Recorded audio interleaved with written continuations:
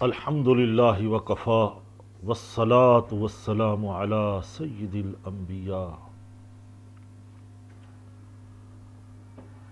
اما بعد فاعوذ باللہ السمیع العلیم من الشیطان الرجیم بسم اللہ الرحمن الرحیم انا ارسلنا نوحا الى قومه ان انذر قومک من قبل ان یأتیہم عذاب علیم صدق اللہ العظیم ان اللہ و ملائکتہ یصلون علی النبی یا ایھا الذین آمنوا صلوا علیہ وسلموا تسلیما صلی اللہ علی النبی الامی وآلہ صلی اللہ علیہ وسلم صلاۃ و سلاما علیک یا سیدی یا رسول اللہ وعلی آلک و اصحابک یا نبی اللہ۔ اللہ کی حمد کے بعد کروڑہ کروڑ درود و سلام حضور سید الانام رحمت عالم صلی اللہ تعالی علیہ وبارک وسلم کی ذات مقدسہ پر، حضور علیہ الصلوۃ والسلام کے آل پر، آپ کی ازواج پر، آپ کے اصحاب پر، آپ کے تمام یاران طریقت پر سلام۔ ناظرین کرام، پروگرام سیرت الانبیاء الحمدللہ بڑے سیاق و سباق کے ساتھ چل رہا ہے۔ ہم اللہ کے پیغمبروں کا ذکر کر رہے ہیں۔ آج یقیناً پیر شریف کا دن ہے، ہمارے بچے اسکولوں میں جا رہے ہیں، تیاری کر رہے ہیں، ہمارے نوجوان، ہمارے بزرگ اپنے اپنے کاموں کی طرف رواں دواں ہیں۔ زندگی کا یہ سفر چل رہا ہے اور چلنا بھی چاہیے۔ یہ طریقے، یہ تمام کام دنیا کے ہمیں انبیاء کرام کی سیرت سے ملتے ہیں کہ اللہ کے پیغمبروں کی صبح کیسے ہوتی، شام کیسے ہوتی اور رات کیسے گزارتے، اور اللہ کے نیک مقبول بندے اپنی راتیں کیسے گزارتے اور صبح کیسے کرتے۔ جی ہاں، راتیں تو یبیتون لربہم سجدا و قیاما، ان کی راتیں اپنے رب کے ہاں اس طرح گزرتی ہیں کہ وہ قیام اور سجدے کی حالت میں رہتے ہیں۔ پوری پوری رات لمبے لمبے قیام، لمبے لمبے سجدے، اور دن صبح کا والمستغفرین بالاسحار، ان کی صبح استغفار سے ہوتی ہے۔ یقیناً اللہ رب العزت کو ایسے لوگ پسند ہیں، محبوب ہیں۔ ناظرین کرام، آج ہم جس پیغمبر کا ذکر کر رہے ہیں وہ حضرت سیدنا نوح علیہ الصلوۃ والسلام ہے۔ ہم اپنے ناظرین کو بتاتے چلیں کہ پہلے ہم نے 3 پیغمبروں کا ذکر کیا، حضرت آدم علیہ الصلوۃ والسلام، حضرت شیس، حضرت ادریس، اور یہ چوتھے پیغمبر، نبی اور رسول ہے جو اللہ نے ان کو چنا اور بھیجا۔ ہم ان کی سیرت، ان کی تبلیغ، ان کی دعاؤں کا ذکر قرآن سے، احادیث مبارکہ سے کریں گے، اور یقیناً ناظرین کرام ان چیزوں سے ہمیں بہت کچھ مواد ملے گا، سامان ملے گا سیکھنے کا، زندگی گزارنے کا، اللہ کی بندگی کے تقاضے پورے کرنے کا، اللہ کی وحدانیت پر ایمان لانے کا۔ تو آئیے ناظرین، حضرت نوح علیہ الصلوۃ والسلام، آپ کا نام مفسرین کرام نے لکھا عبد الغفار ہے۔ ایک نام لکھا کہ یشکر یعنی شکر کرنے والا، اور مشہور و معروف جس نام سے اللہ رب العزت نے قرآن پاک میں فرمایا وہ ہے نوح، یعنی گریہ زاری کرنے والا۔ تو اسی طرح ہم یہاں پر ذکر کریں گے آج قرآن سے جو عرض کیا ہے کہ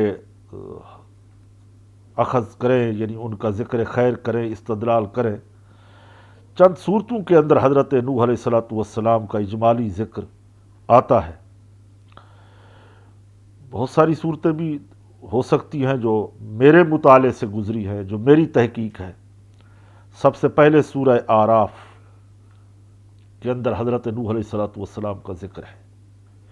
دوسرا سورہ یونس کے اندر حضرت نوح علیہ السلام کا ذکر مبارک، اور سورہ ہود کے اندر حضرت نوح علیہ السلام کا ذکر، سورہ انبیاء، سورہ مومنون، سورہ شعراء، اسی طرح سورہ عنکبوت، سورہ صافات، سورہ قمر، سورہ نوح۔ یہ تو آپ کے نام کی سورت اللہ رب العزت نے رکھی ہے، پوری سورہ 29ویں پارے کے اندر، انا ارسلنا نوحا۔ ناظرین کرام، حضرت نوح علیہ السلام کا نام نامی، اسم گرامی، ان کا مختصر تعارف ہم اپنے ناظرین کے سامنے پیش کرتے ہیں۔ اس کی تفصیل کچھ یوں ہے کہ آپ علیہ السلام کا اسم گرامی جو ہے وہ یشکر یا عبد الغفار بتایا گیا ہے، اور لقب ہے نوح۔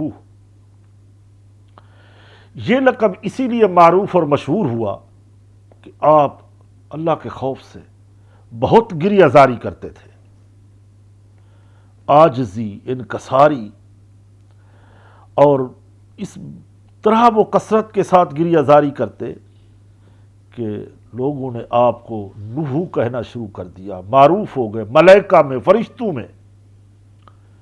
اور آپ کا ایک لقب آدم ثانی بھی ہے۔ یہ بھی کہا جاتا ہے، اس کی وجہ یہ بیان کرتے ہیں کہ اس کی بھی تحقیق اعلیٰ حضرت امام احمد رضا خان رحمۃ اللہ تعالی علیہ فرماتے ہیں کہ پسگادگان جو تھے طوفان سے کوئی بھی نہ بچا، کسی کی نسل آگے نہ بڑھی طوفان کے بعد، صرف حضرت نوح علیہ السلام کی نسل تمام دنیا میں پھیلی ہے، صرف نوح علیہ السلام کی نسل۔ یہ بات حقیقت ہے، یہ قرآن کی روح سے لکھا ہے، اور یہی علماء کا اجماع ہے۔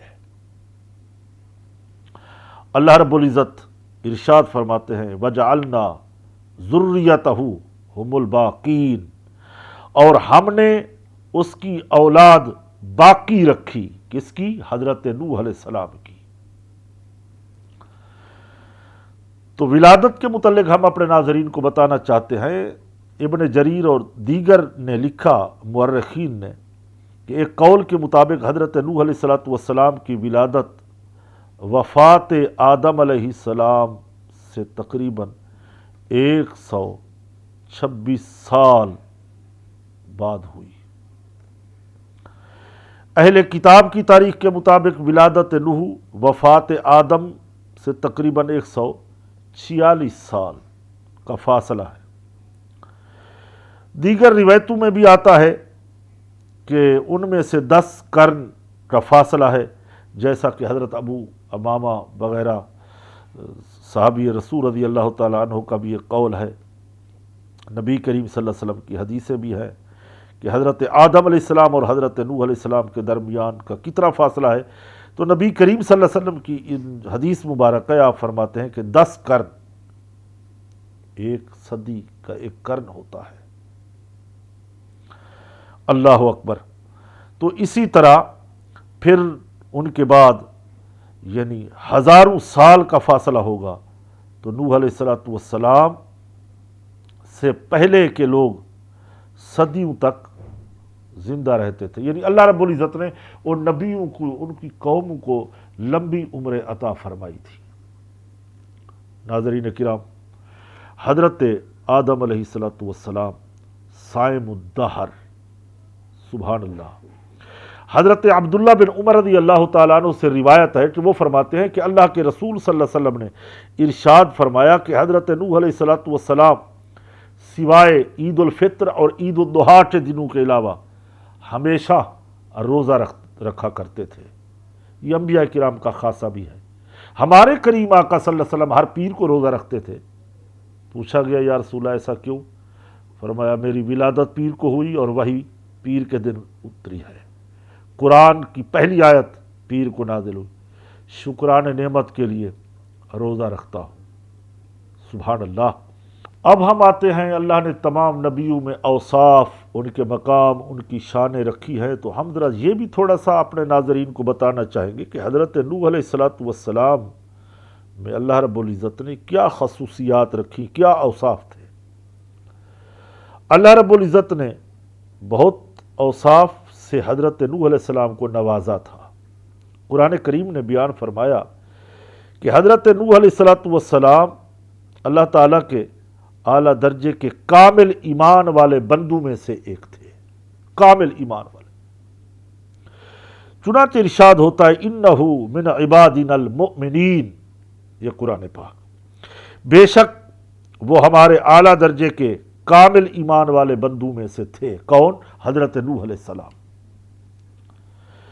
پھر اسی طرح دوسرے مقام پہ اللہ رب العزت نے حضرت نوح علیہ السلام کا ذکر فرمایا کہ ذریتہ من حملنا مع نوح انہ کان عبدا شکورا۔ سبحان اللہ۔ کہ ان لوگوں کی اولاد جنہیں ہم نے نوح کے ساتھ سوار کیا وہ یقیناً بہت شکر گزار بندوں میں سے تھے، یا وہ شکر گزار میرا بندہ تھا۔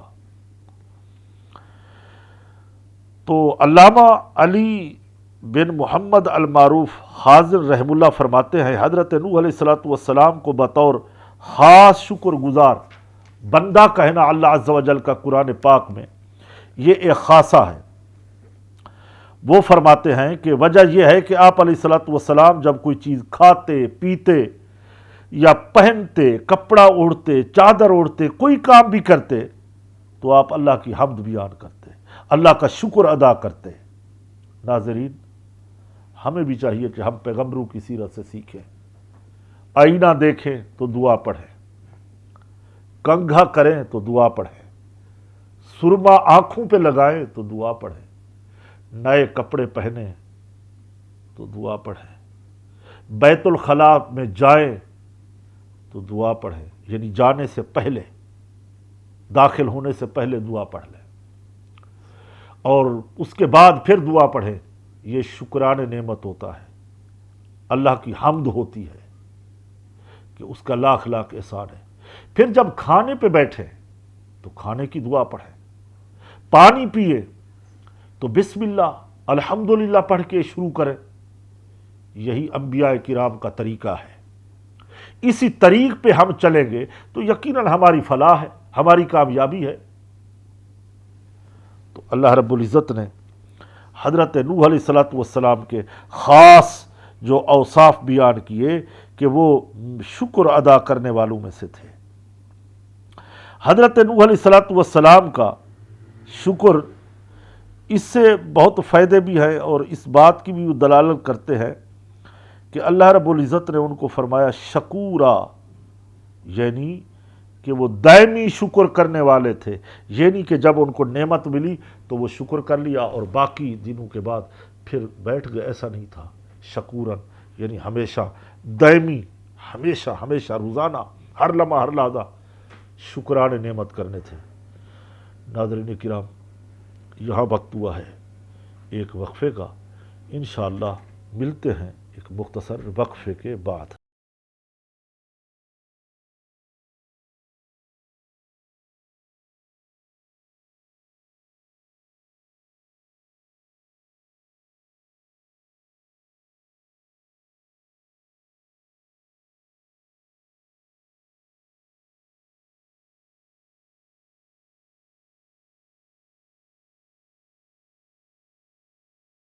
ناظرین کرام، ایک بار پھر آپ کو پروگرام میں خوش آمدید کہتے ہیں۔ سیرت الانبیاء میں ذکر چل رہا ہے حضرت نوح علیہ السلام کا۔ نوح گریہ زاری کرنے والے، اتنا گریہ زاری کی کہ اللہ رب العزت نے اسی لقب کی ایک سورت اتار دی، سورہ نوح۔ اب یہ باتیں ہم جب کرتے ہیں کہ وہ شکران نعمت کرتے تھے، تو حکم بھی ہے کہ وشکرونی ولا تکفرون، عام بندوں کے لیے کہ تم میری نعمتوں پہ کفر نہ کرنا، شکر کرنا۔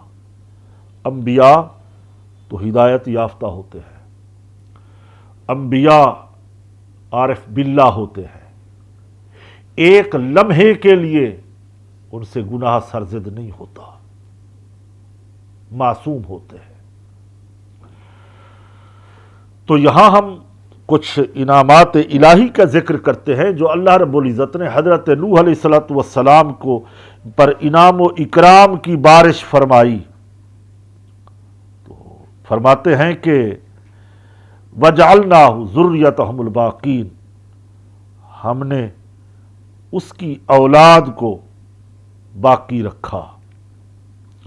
حضرت عبداللہ بن عباس سید المفسرین رضی اللہ تعالی عنہ سے مروی ہے کہ حضرت نوح علیہ السلام کی کشتی سے اترنے کے بعد آپ علیہ السلام کی اولاد اور ان کی بیویوں کے علاوہ جتنے لوگ موجود تھے، سوار ہوئے تھے، سبھی جب کشتی سے اترے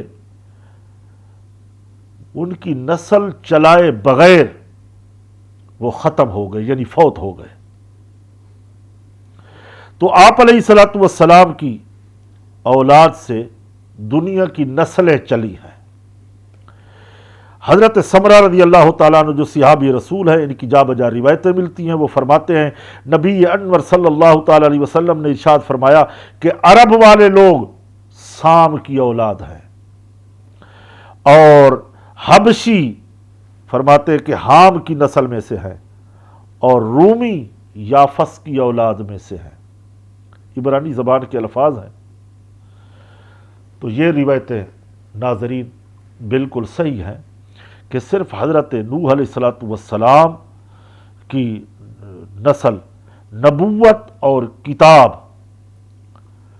آپ علیہ السلام کی اولاد میں رکھی گئی۔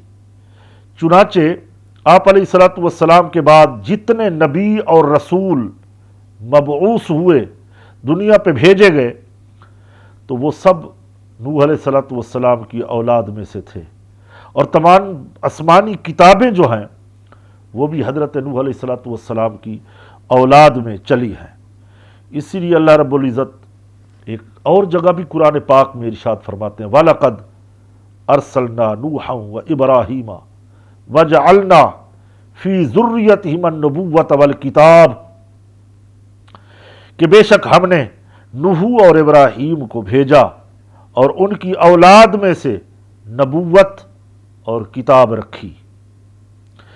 تو ان آیاتوں میں جب ہم غور و خوض کرتے ہیں، جائزہ لیتے ہیں، دیکھتے ہیں، تو یہاں رسولوں کا ذکر ہے بڑی تفصیل کے ساتھ۔ حضرت ابراہیم کا، ان کے بعد حضور پر نور صلی اللہ تعالی علیہ وسلم تک جتنے انبیاء کرام آئے ہیں، وہ سب رسل اسی میں سے تشریف لائے، اور سب آپ علیہ السلام کی اولاد میں سے ہیں۔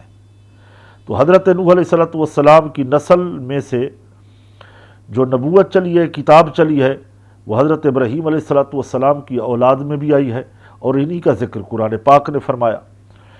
پھر تیسری بات ناظرین ہم یہ بتانا چاہتے ہیں کہ بعد والوں میں آپ علیہ السلام کا ذکر جمیل اللہ رب العزت نے باقی رکھا۔ یہ بہت بڑا انعام ہوتا ہے کہ ذاکر خود بھی زندہ رہے اور اس کا ذکر بھی زندہ رہے۔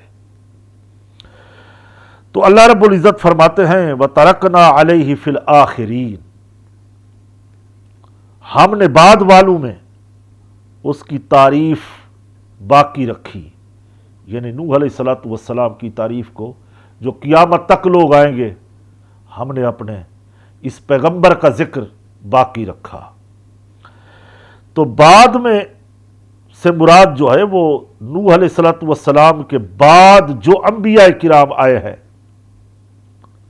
ان کی امتیں مراد ہیں، اور وہ حقیقت میں ہم اپنی آنکھوں سے مشاہدہ بھی کر رہے ہیں کہ دنیا بھر میں حضرت نوح علیہ الصلوۃ والسلام کا تذکرہ موجود ہوتا ہے، ان کے نام کی صورت موجود ہے، مختلف قرآنی آیات میں حضرت نوح علیہ الصلوۃ والسلام کا ذکر موجود ہے۔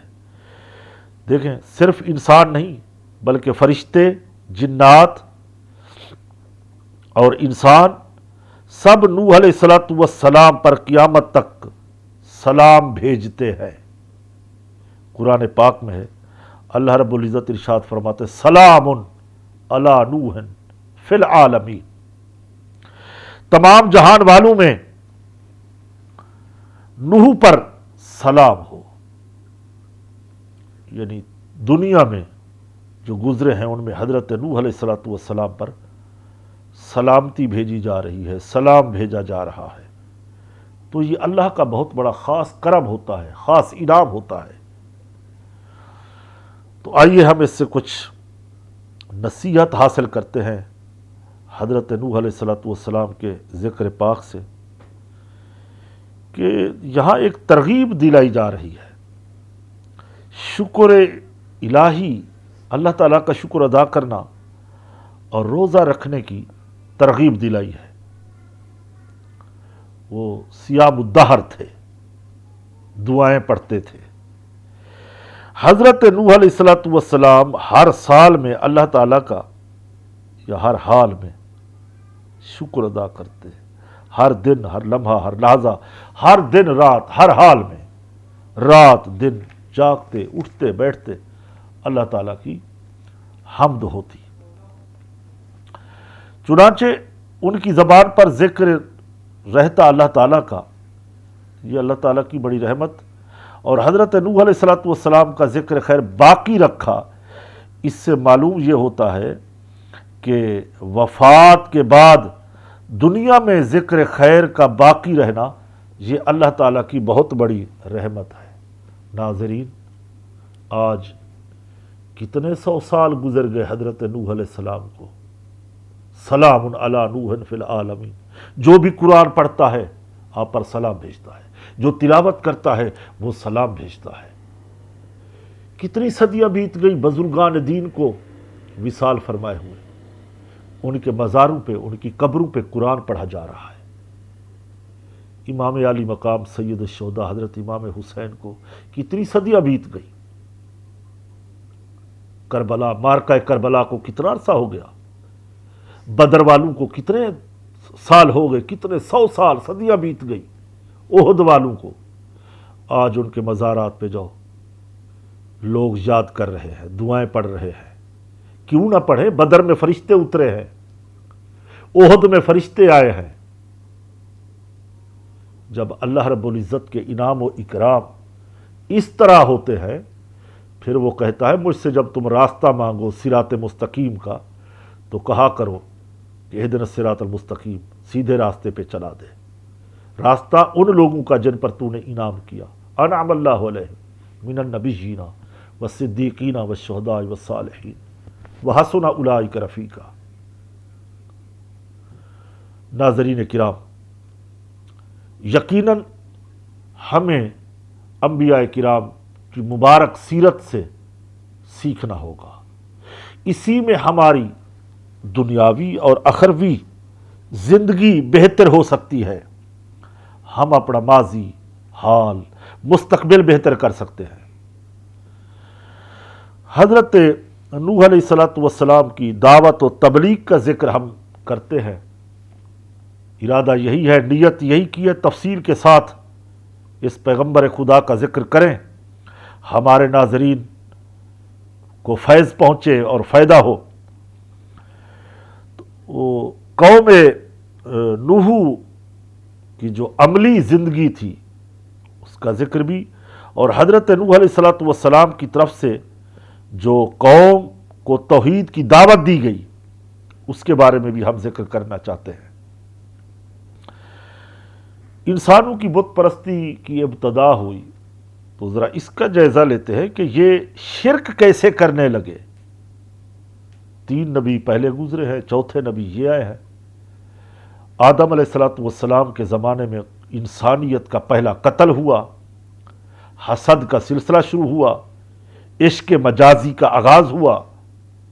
آج یہاں نوح علیہ الصلوۃ والسلام، حضرت ادریس علیہ السلام جب آسمانوں پر اٹھا لیے گئے تو رفتہ رفتہ آہستہ آہستہ بت پرستی شروع ہو گئی۔ لوگوں نے اپنے حقیقی معبود برحق کو چھوڑ کر بتوں کی پوجا شروع کر دی،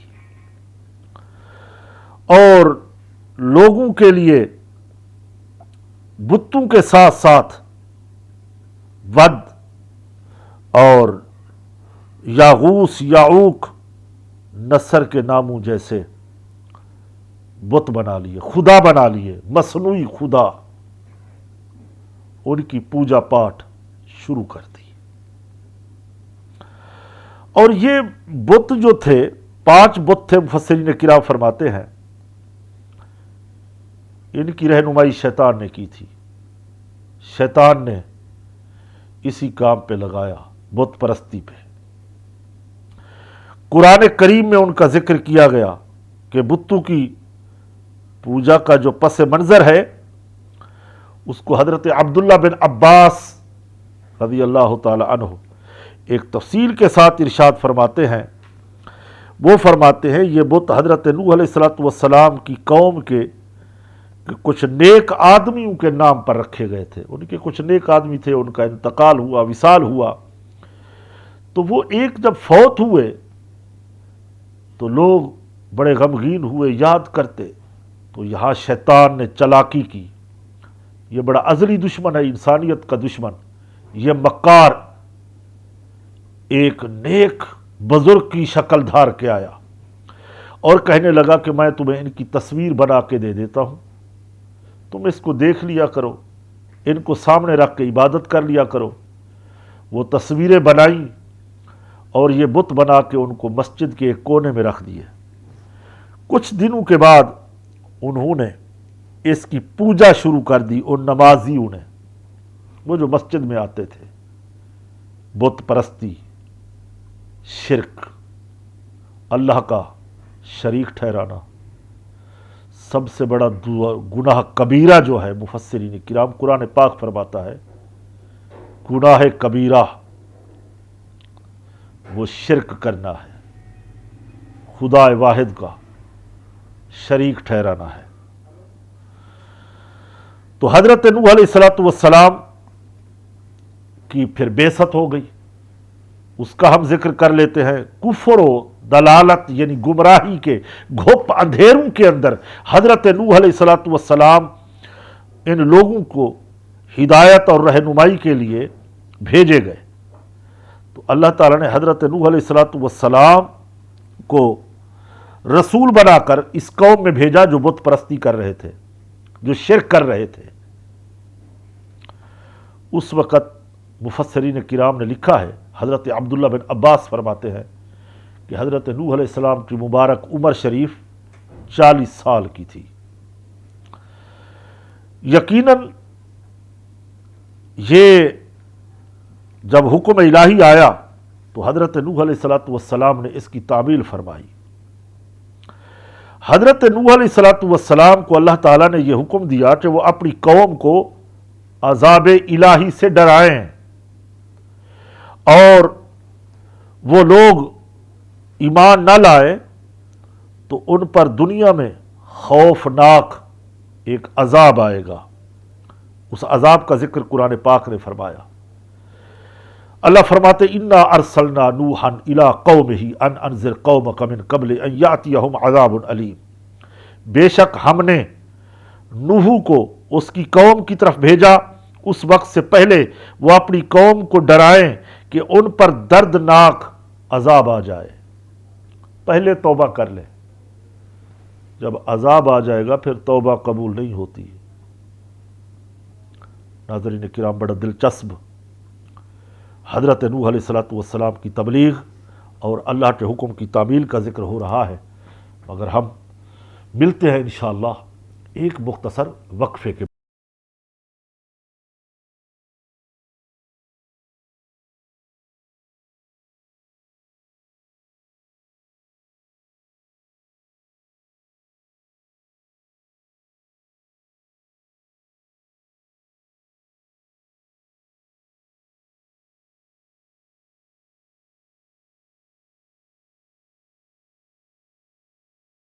ایک بار پھر پروگرام میں خوش آمدید کہتے ہیں۔ ذکر ہو رہا ہے حضرت نوح علیہ السلام کا، پروگرام ہے سیرت الانبیاء، اور ناظرین یقیناً سیاق و سباق کے ساتھ اگر اس ذکر کو، اس قصے کو، حضرت نوح علیہ السلام کی مبارک سیرت کو پڑھا جائے، سنا جائے، دیکھا جائے تو بہت سارے نصیحت کے درس موجود ہیں، بہت کچھ سیکھنے کو موجود ہے۔ تو فرمایا کہ ہم نے نوح علیہ السلام کو کہا کہ آپ اپنی قوم کو ڈرائیں، اور انبیاء کرام ڈراتے ہیں۔ ہمارے آقا صلی اللہ علیہ وسلم کے لیے قرآن نے بشیر اور نذیر کے الفاظ استعمال فرمائے ہیں کہ وہ خوشخبریاں بھی دیتے، ڈراتے بھی ہیں۔ یقیناً اہل ایمان کے لیے خوشخبریاں ہیں، کفار کے لیے ڈرانا ہے۔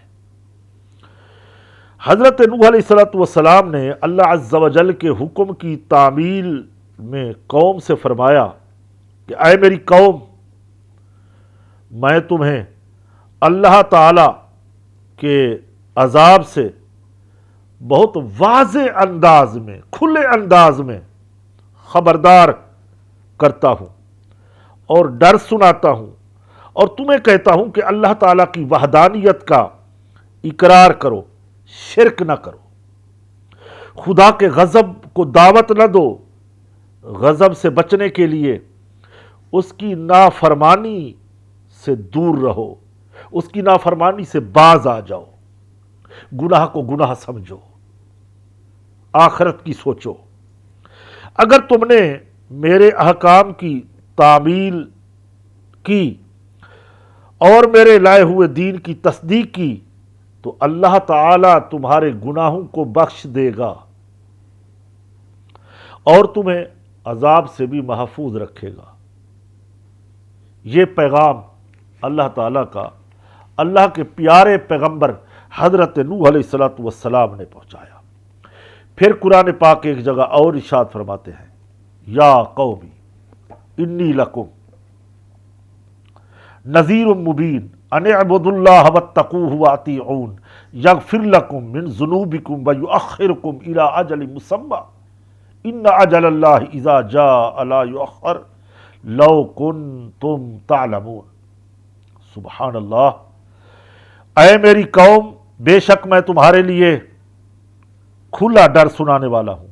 اللہ کی بندگی کرو اور اس سے ڈرو اور میرا حکم مانو، اور تمہارے کچھ گناہ بخش دیے جائیں گے۔ ایک مقررہ مدت تک تمہیں مہلت اللہ رب العزت دے گا۔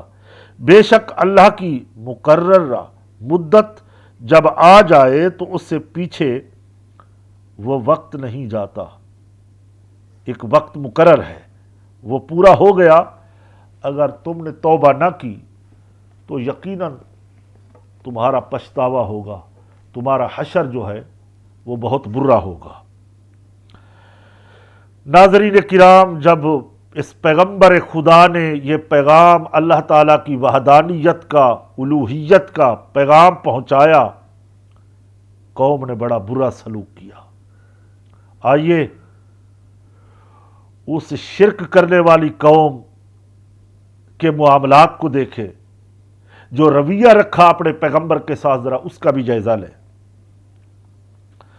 حضرت نوح علیہ السلام کی جب تبلیغ چل رہی تھی، اس کے جواب میں تو قوم نے بہت بڑی سرکشی کا مظاہرہ کیا۔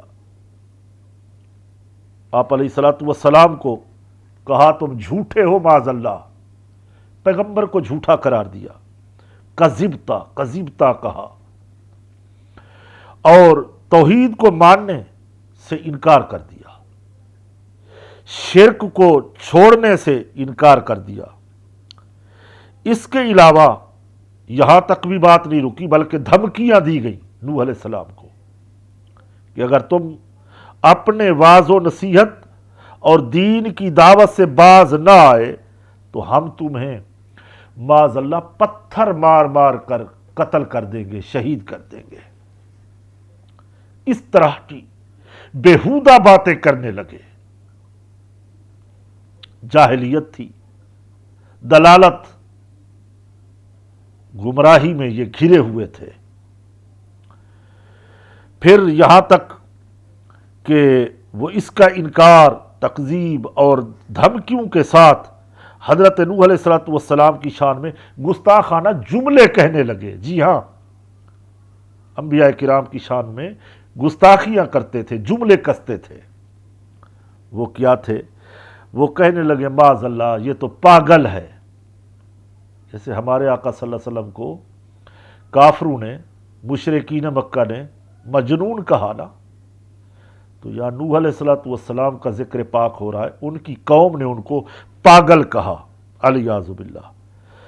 حضرت نوح علیہ السلام کو جسمانی ایذا، روحانی، قلبی، ذہنی، ہر طرح کی ایذا پہنچانے کی کوشش کی گئی۔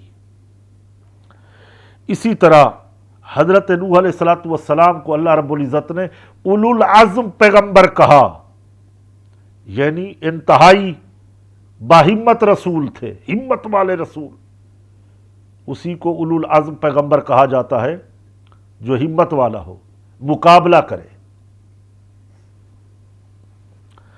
تو آپ علیہ السلام نے دعوت دین کی خاطر ان تمام تکلیف کو برداشت کیا۔ قرآن کریم نے پھر فرمایا کذبت قبلہم قوم نوح فکذبوا عبدنا وقالوا مجنون وازدجر، کہ ان سے پہلے نوح کی قوم نے جھٹلایا اپنے پیغمبر کو، تو انہوں نے ہمارے بندے کو جھوٹا کہا، کہنے لگے کہ یہ پاگل ہے، اور نوح کو جھڑکنے لگے۔ اللہ اکبر۔ تو اللہ تعالیٰ نے نبی کریم علیہ السلام کو بھی تو اولو العزم پیغمبر فرمایا، اور رسولوں کی طرح صبر برداشت کرنے کا حکم دیا ہمارے آقا صلی اللہ علیہ وسلم کو۔ اسی طرح ان کو بھی باہمت رسول، اولو العزم پیغمبر قرار دیا۔ اللہ فرماتے فاصبر کما صبر اولو العزم من الرسل۔ تو اے حبیب صلی اللہ تعالی علیہ وسلم، تم صبر کرو جیسے ہمت والے رسولوں نے صبر کیا، یعنی جیسے اور اولو العزم پیغمبر گزرے ہیں، آپ بھی تو اولو العزم ہیں۔ ماشاء اللہ، آپ بھی تو ہمت والے میرے محبوب ہیں، حبیب ہیں صلی اللہ تعالی علیہ وسلم۔ ناظرین محترم، بڑا دلچسپ واقعہ، روح پرور گفتگو، دل کے اندر ایک نورانیت پیدا ہو رہی ہے، محبت خدا میں اضافہ ہو رہا ہے، عبادت کرنے کے لیے ذوق بڑھ رہا ہے، اور صراط مستقیم کے راستے پہ چلنے کا ایک مصمم ذہن بن چکا ہے۔ تو قوم کو بڑے دن کے عذاب سے ڈرانے کے لیے عبادت الہی کی دعوت دی گئی۔ پھر قوم نے کیا جواب دیا، ہم اپنے ناظرین کو بتانا چاہتے ہیں۔ پھر قوم ہٹ دھرمی کی طرف گئی۔ حضرت نوح علیہ السلام نے قوم کے سخت اس رویے سے، ناروا سلوک سے باوجود بھی انہیں توحید اور ایمان لانے کی، عبادت الہی کی دعوت دی۔ قوم نے جو کچھ کیا وہ ان کا طریقہ تھا۔ انبیاء کرام یقیناً کریم ہوتے ہیں۔ جی ہاں، آپ نے فرمایا میری قوم اللہ کی عبادت کرو، میری نصیحت کو قبول کرو، اگر تم نہیں کرو گے تو مجھے تم پر بڑے دن، بڑا دن کون سا ہوتا ہے؟ مالک یوم الدین، روز جزا کا دن، قیامت کا دن، یعنی قیامت کے دن عذاب کا خوف ہے۔ اللہ تعالیٰ تم پر عذاب مسلط کرے گا بڑے دن میں۔ وہ دن ایسا ہوگا بڑا، لمن الملک اليوم للہ الواحد القہار، وہ قہار و جبار کا دن ہوگا۔ تو آپ علیہ السلام کی یہ دعوت قرآن کریم نے ان الفاظ کے ساتھ پھر ارشاد فرمائی کہ یا قوم اعبدوا اللہ ما لکم من الہ غیرہ انی اخاف علیکم عذاب یوم عظیم۔ اللہ اکبر، کہ اے میری قوم اللہ کی عبادت کرو، اس کے سوا تمہارا کوئی معبود نہیں، بے شک میں تم پر بڑے دن کے عذاب سے خوف کرتا ہوں، بڑا دن قیامت کا دن۔ مگر قوم ضد ہٹ دھرمی پہ ڈٹی رہی،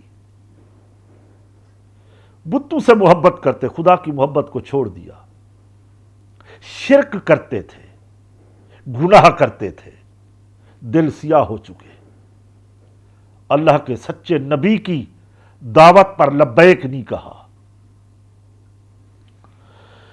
سرداران قوم جو اس وقت سردار تھے، قوم کے وڈیرے تھے، چودھری تھے، معاف کرنا ناظرین، یہ ہمارے معاشرے کے الفاظ ہیں،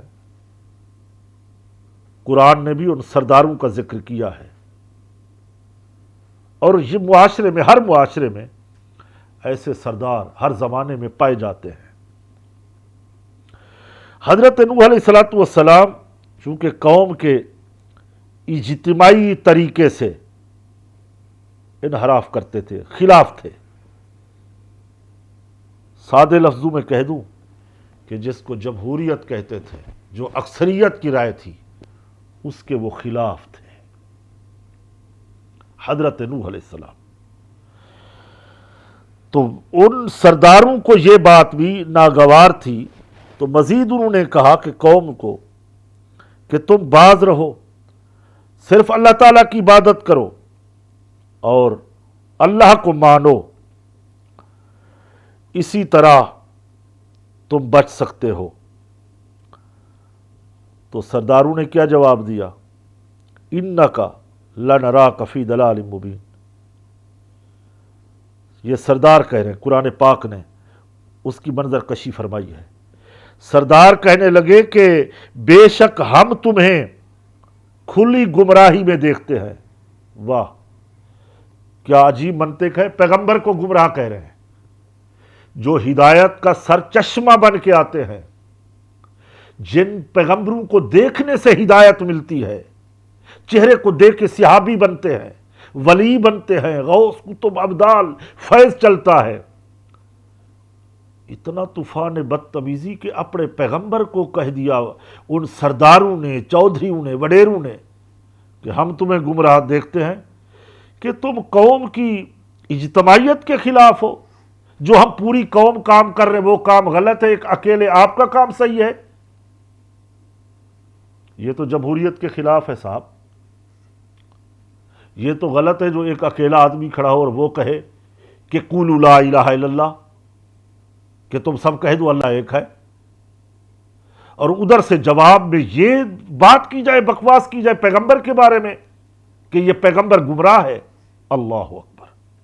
آئیے سرداران قوم کا یہ جہالت بھرا جواب سنا، حضرت نوح علیہ السلام نے اس تبلیغ کو چھوڑا نہیں، اس مشن سے پیچھے نہیں ہٹے، بلکہ اس مشن کو جاری رکھا، آگے بڑھتے گئے۔ ناظرین کرام، جب یہ جواب سنا تو سن کر حضرت نوح علیہ السلام نے ایک بڑا شفیقانہ، قریبانہ انداز سے ان کو جواب دیا۔ فرمایا، اے میری قوم، مجھ میں گمراہی کی کوئی بات نہیں، بلکہ میں تو اپنے رب کی طرف سے تمہاری ہدایت کے لیے نبی اور رسول بنا کر بھیجا گیا ہوں۔ اللہ اکبر۔ کیونکہ جب کوئی دنیا کا بادشاہ وزیر رکھتا ہے تو وہ بھی کسی جاہل کو وزیر نہیں رکھتا، یہ تو احکم الحاکمین ہے، میرا رب سب حاکموں کا حاکم ہے۔ تو وہ کیسے ایسے بندے کو نبوت دے گا، رسالت دے گا، جو تمہارے نقطۂ نظر کے مطابق کہ گمراہ ہے؟ اللہ اکبر۔ بڑے شفیقانہ انداز میں، بڑے صبرانہ انداز میں اپنی قوم کو سمجھا رہے ہیں۔ وہ کذبتا کذبتا کہتے ہیں، جھٹلاتے ہیں، مگر یہ کریم اپنے انداز کے مطابق، نبی بڑے رحم دل ہوتے ہیں، بڑے کریم ہوتے ہیں۔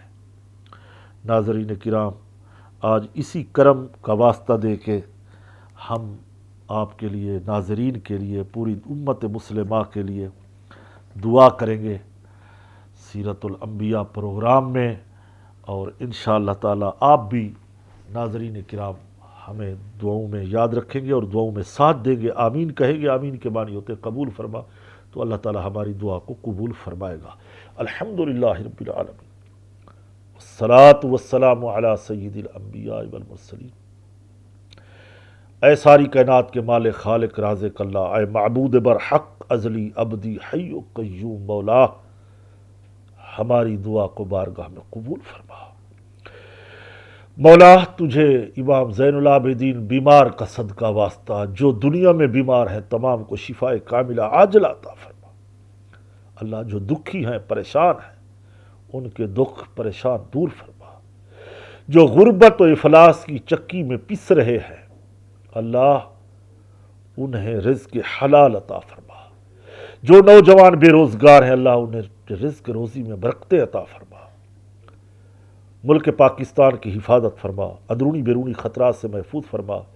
مولا کریم افواج پاکستان کی خیر فرما، ملک پاکستان کی سرحدوں کو مضبوط سے مضبوط تر بنا دے۔ اے اللہ ہمارے اس پروگرام سیرت الانبیاء سچ ٹی وی کی پوری ٹیم، مالکان، سب کی خیر فرما، سب کے جان و مال، عزت و ابرو کی حفاظت فرما۔ اللہ پاک ہمارا خاتمہ ایمان پہ فرما۔ سمعنا و اطعنا غفرانک ربنا و الیک المصیر۔ خدایا بحق بنی فاطمہ کہ برقول ایما کنی خاتمہ، اگر دعوت امرد کنی ور قبول، منو دست دعمان آل رسول، منو دست دعمان آل رسول، منو دست دعمان آل رسول۔